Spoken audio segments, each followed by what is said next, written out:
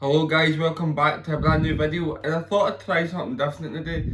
I know I've been doing a lot of reviews, but I've never really done one on the game in the English Premier League, so I thought Liverpool v Man City today, it's a great chance to get a video done on a big game in England, so let's get into it.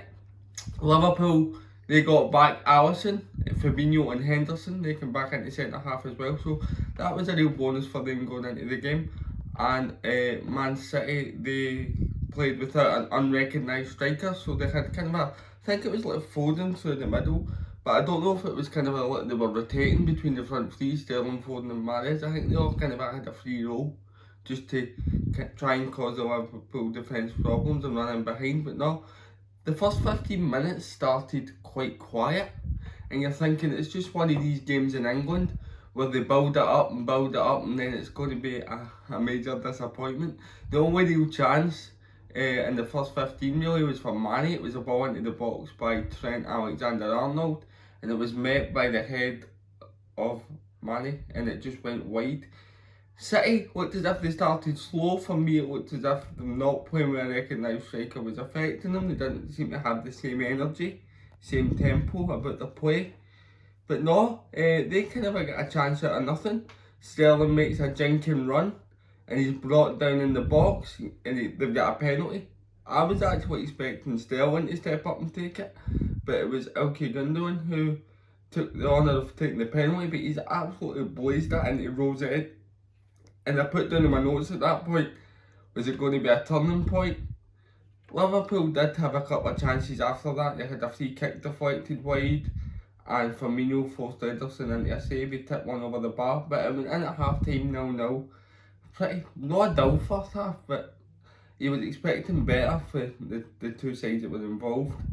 But the game really came to life in the second period, and it was that man again. He seemed to be causing Liverpool all manner of problems today. Raheem Sterling, he makes a jinking run into the box, passes it to Foden. Foden's shot is saved by Alisson, but he can only parry it to Ilkay Gundogan, who taps it in for to put Man City 1-0 up. So he's made amends for the penalty miss. That was good that the goal was scored quite early in the second half, because it forced Liverpool to then come out and have a go. Obviously they knew if they get beat today, that would basically be the title done. And they did get a chance, but it came from a Man City mistake. It was a ball clipped over by Trent Alexander-Arnold, and Diaz has went to kind of intercept the pass, but he's mistimed it, and Salah's nicked in behind him. He's been brought down, and Liverpool have a penalty. You know what Salah's like, everybody says he's probably the greediest striker in England. Personally, I don't mind it. I think to get to the top of the game, you have to be a bit selfish. He says, I'm taking a penalty, steps up, dispatches it, 1 each. So it was interesting to see where the game would go from there, with Liverpool equalising straight after City scored near enough.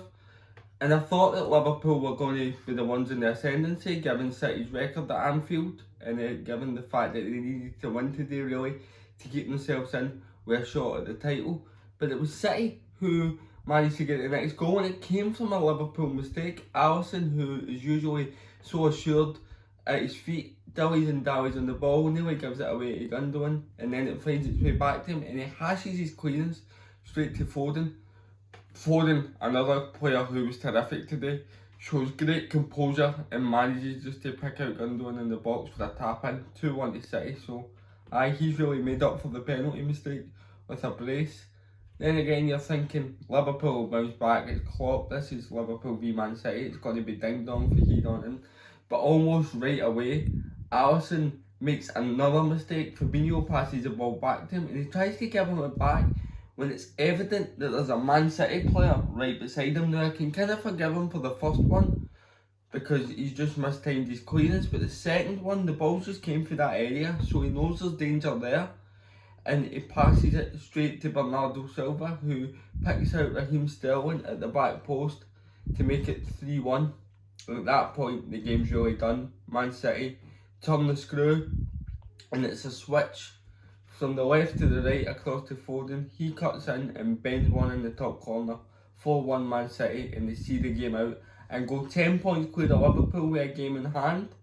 7 ahead of Leicester and 5 ahead of Man United, but they've got a game in hand, all of them. So I basically think that's the title done. City have wrapped it up. Liverpool, I think they'll rue the fact that they've missed their two centre backs this season, although a lot of these might point out that they've not scored a lot of goals up front. That's been a problem, particularly in the home games against Burnley and Brighton. But I think it's City's title now. I don't see anybody catching them. Man United not consistent enough.